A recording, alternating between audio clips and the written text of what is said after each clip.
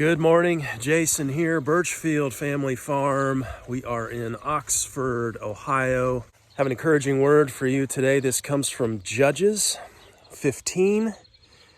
As he approached Lehi, the Philistines came toward him shouting. The Spirit of the Lord came upon him in power. The ropes on his arms became like charred flax, and the bindings dropped from his hands. Finding a fresh jawbone of a donkey, he grabbed it and struck down 1,000 men.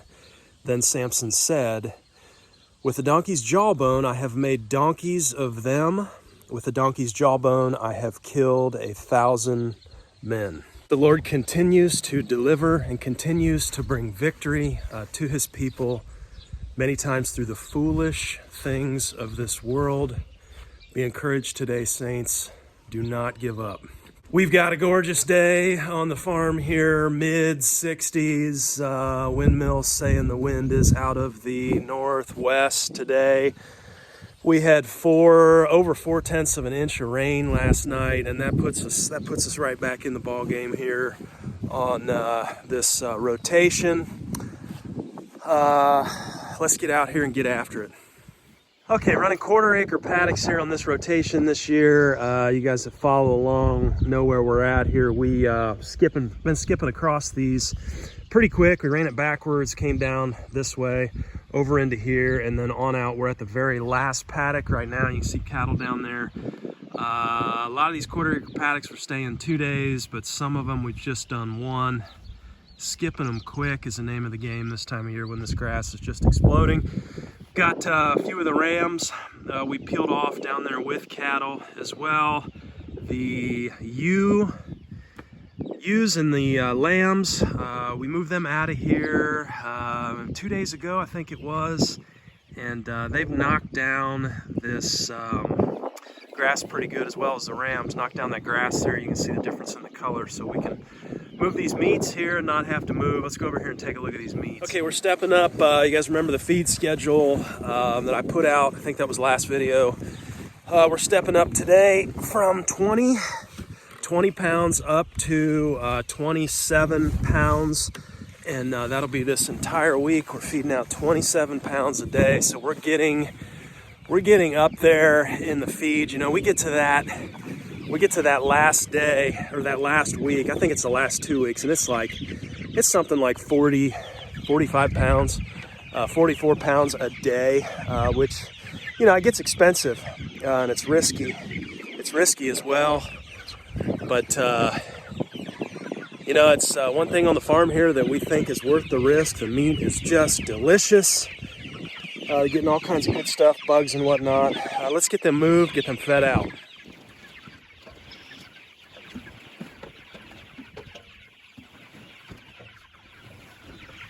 Okay, just looking in here at these guys. Everybody looks pretty good, except that guy back there. That is usually suspect. When you've got one that's not rushing up here to the feed, and is not excited about feeding time, something's not right. Let's take a look at that guy. I like to throw a little bit in the corner here, just to get them out of the way of the door. Okay, here he comes. He's coming over. Let's see what we got going on here. Oh yeah, he's got a little bit of poo-poo on the backside there. He doesn't look too great. We'll have to keep an eye on him. Let's get this feed out. You can see the that sheep manure though. That's good stuff. They'll dig through that, get some of the flies and beetles out of that, and yeah, looking good. Okay, waters are changed, feed is down. Looks like our little guy, wherever he's at, he's eating now. Everybody's interested, so that's good. We'll give him some time. And you know, I do not medicate animals. I just, especially these meat birds, you know, typically mortality, you're gonna have a, you know, 5% around there, 5% mortality. And that's just the way it is out here. You know, not everybody has the genetics to survive this, but you know, this is about meat, and so we build that, you know, 3 to 5% mortality into our cost, and just the way we do it. Okay, I thought this was kind of cool the other day. Sam, my son, came out and installed a motorized valve. Not sure if you can see that up under there. He's got that zip tied up underneath the tarp, that up under there to keep it dry. Anyway, this is our line coming in here. You know, you guys know our water setup. You know, we got this float, shuts off when it's up, turns on when it's down. That way, this automatic bell plossing water, it gets water as they drink automatically from this bucket. Well, this bucket's supplied by this hose and goes back to a riser, a hookup right there at the corner, and then that is coming from buried lines, shallow buried lines that we just trenched out by hand, and coming from elevated tanks up there. So we've only got about 5 psi, between 4 and 5 psi on this system. Well, we put this splitter on here, and then Sam installed this valve, and I thought this was kind of neat. You know, we're dealing with hot water in this black hose. We've tried white hoses, they grow algae. But basically running the valve, running a hose off that, and coming out here, this little sprinkler he built. Now, this is a company called Seninger, makes these wobbler sprinkler heads, and they're designed for low pressure application. So we check this out. Okay, you can hear that thing opening up, and then look at this. So, you know, it's not like we're going to irrigate the whole pasture with this thing, but it's pretty neat because this actually puts out about 60 gallons an hour, and it will irrigate that exact spot that we were the previous day. And this is pretty valuable for a couple reasons. For us, you know, this is gonna increase that recovery time on the spot where we just were.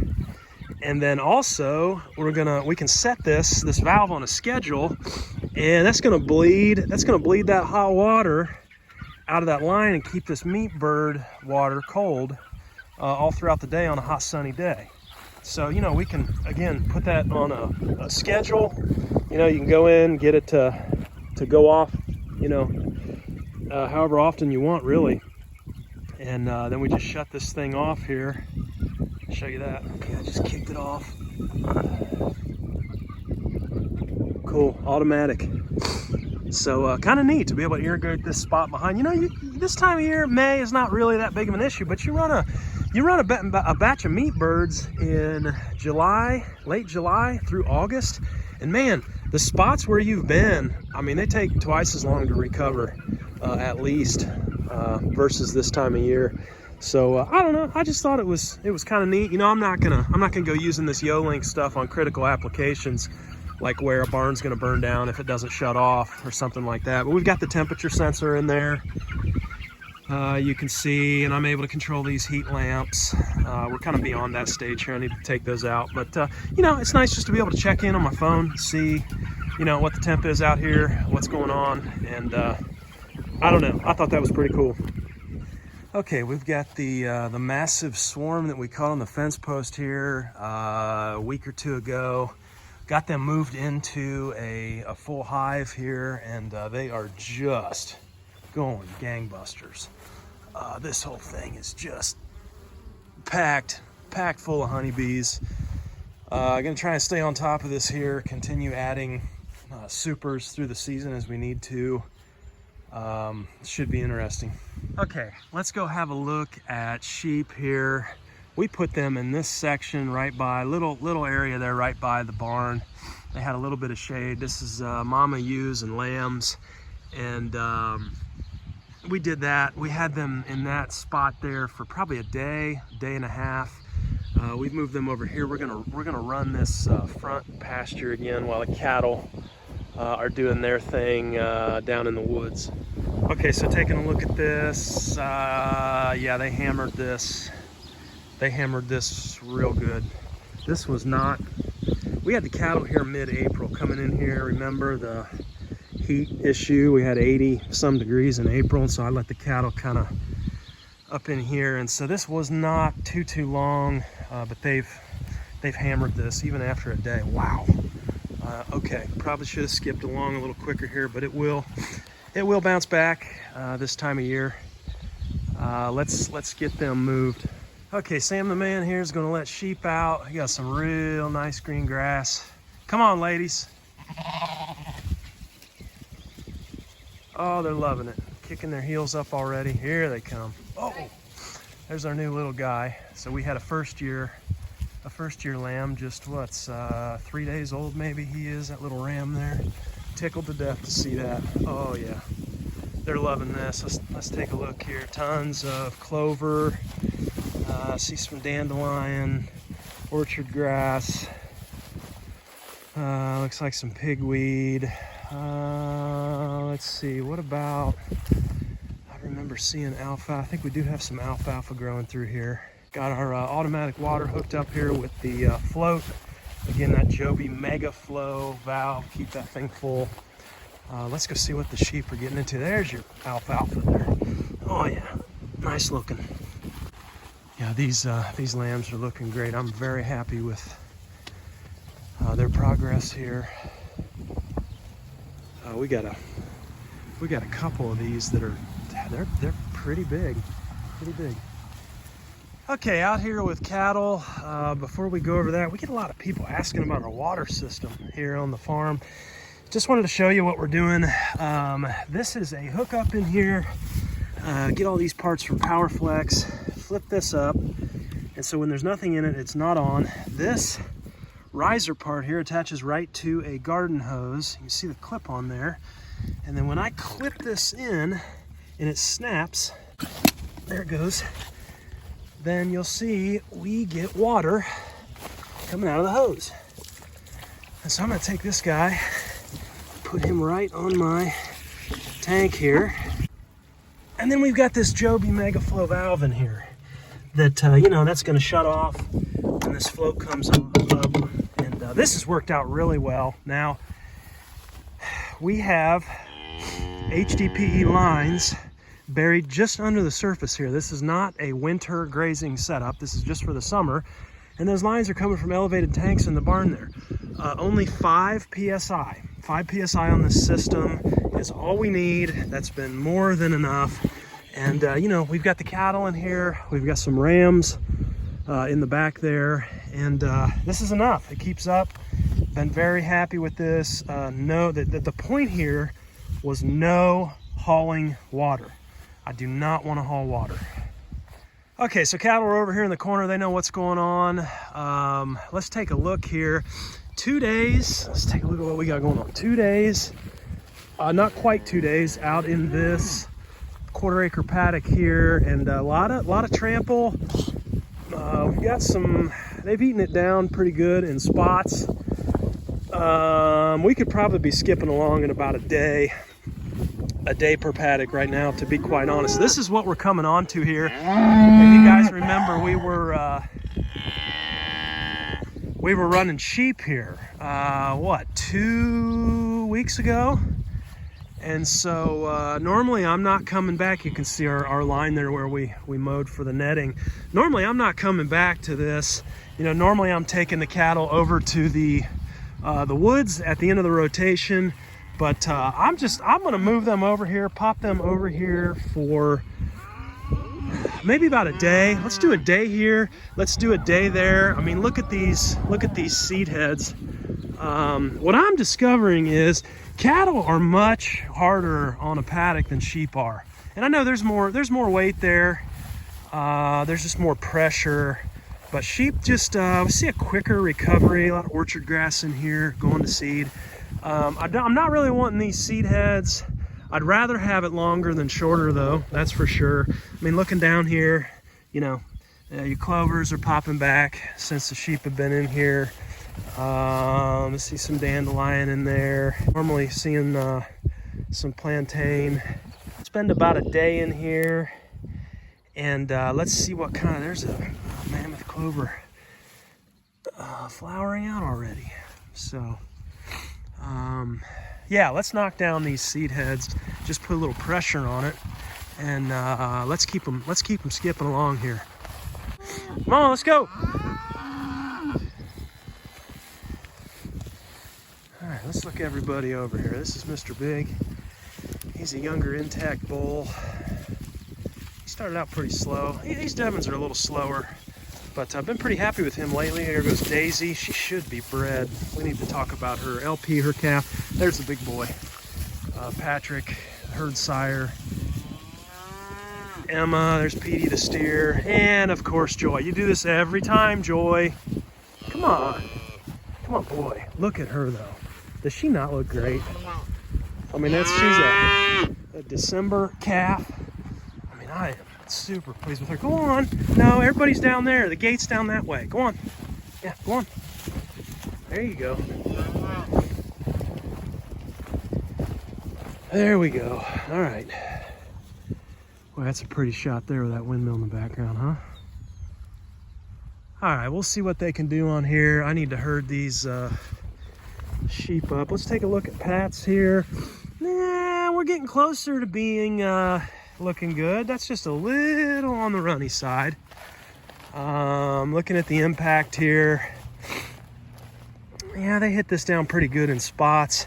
Removed a lot of these seed heads though. Still got some on there, but all right, let's get these rams over there. Okay, rams are in, cattle are in. They're at it already. Let's see what kind of impact they can have here. It was pretty interesting out here the other day. 4 days out from a paddock they had grazed to the west there, and found a dung beetle, an earth-boring dung beetle. Was reading up on these. It was like an orange color, and that's the second big one I've seen. We normally have the small ones, which is definitely welcome, but this was an earth-boring, reading on it, and it can burrow up to like 7 to 9 feet down in the ground. I mean, can you imagine having workers on your farm that would take dung and bury it in the ground for you? I mean, what more could you want? You know, if you're using chemical wormers, you're killing off those beetles. And so, you know, just one more reason to stay away from that stuff. If you can, try and manage your flocks and your herds to where you don't need it. We don't give any of that. But that was the second one I'd seen. I saw the orange earth-boring beetle, and then we saw a rainbow SCARAB rainbow scarab dung beetle, and pretty cool, pretty neat to see that stuff coming back here. Okay, checking back in on the cattle here a few hours later, and the rams, and everybody's looking good. Looking down here, looks like we got some pretty good looking pats. 70 degrees, bit of a breeze. This is stuff dreams are made of out here today in the pasture. What a great day, very peaceful. I hope you are at peace today. Thank you for following and for watching, and we will see you again next time. If you have questions, leave them for us in the comments. I get to them as soon as I can. You guys be blessed. We'll catch you next time.